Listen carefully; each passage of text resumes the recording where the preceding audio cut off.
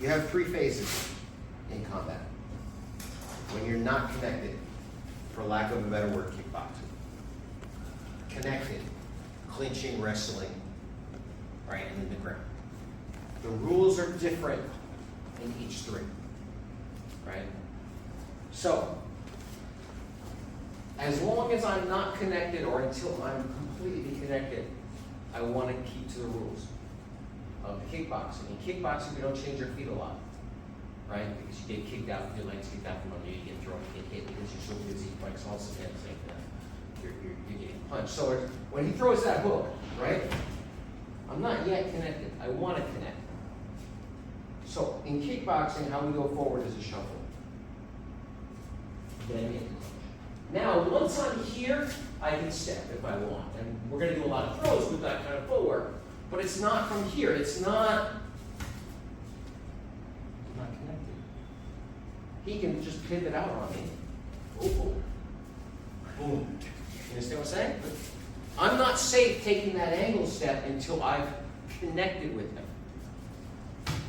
Now when I'm going here, he's not going to go with me, right? But if I was trying to do that when I was here, like I said, he just spins and boom. Now, let's say you're southpaw and he's orthodox and he throws that hook. Well, you still got to come in, connect before you do anything else. I tend to believe if you're going to study striking, do it orthodox, left leg forward, because most of the world fights left leg forward. And what you want to learn is how to fight most people, not that one exceptional person. Now what happens is when you're really comfortable with your stance and then he fights southpaw, then you learn that there's things you can do. But if you're trying to train southpaw and he's trying to train southpaw, and we're getting used to like blocking the right jab or the right hook, right? And then he switches, oh shit. But regardless of which stance you're going to take today, you don't have to listen to my advice, obviously, but the one thing is get your clinch first before you change your stance. Whatever your stance is, if it's right side forward, that's fine. If it's left side forward, that's fine. But get your clinch first before you try to do any fancy footwork. Get your clinch first before you try to do any fancy footwork.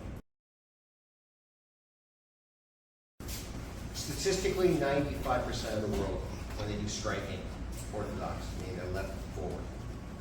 Right? When we talk in Chinese martial arts, sometimes it sounds like esoteric, it sounds like super theoretical, but it's just ways of organizing ideas. So, we talk about four doors. The front door.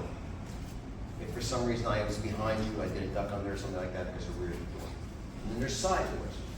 Right? It's like a box on four sides.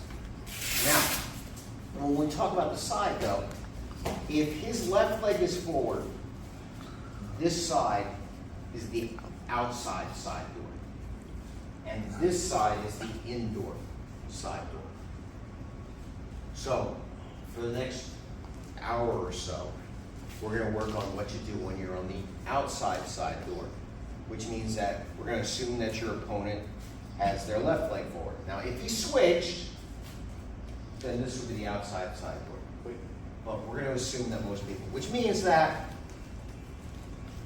if I'm orthodox, I'm going this way. If I'm southpaw, I'm going to go this way, but I'm still going to go in that direction. All right? So, if you're orthodox and he throws that hook and you shield, remember, first tie them up. What I want to do is I want to be on him like white on rice. I don't want to give him space. Right? He can knee me if there's space. Right? He can get out. He can throw me. There's all kinds of things he can do. When I put my hip in, make sure we stay on camera, right? In straight. Even if he wants to lower his level to like grab my legs, it's hard because my hips are in. Right? People don't realize that, but that's a defense against grabbing your legs. If I do this, it's easy to grab my leg, right? But when I do this, it's harder. Yeah. Remember how George used to do that shit? And you'd be like, mother. So, first I get this. Then, my foot is, and at this point though, since my hip is on his hip, and remember the drills we did yesterday with the stopping, the pushing? right? For those that were here yesterday, right? But we've done it in other seminars also, which is that Gong, that hard energy, which is I'm trying to push you and you push me back, right? So it's a stalemate, right? So when I can't go forward, I go around you. I literally go around you. So the first one I want you to work on is getting your leg, your right leg, behind his left leg. So my inner thigh is on the back of his thigh and knee. Do it from this angle. So he throws that hook. Oh shit. Even if I just do an oh shit to survive. But I come in close because it's counter-instinctual, but I'm safer close than I am far away.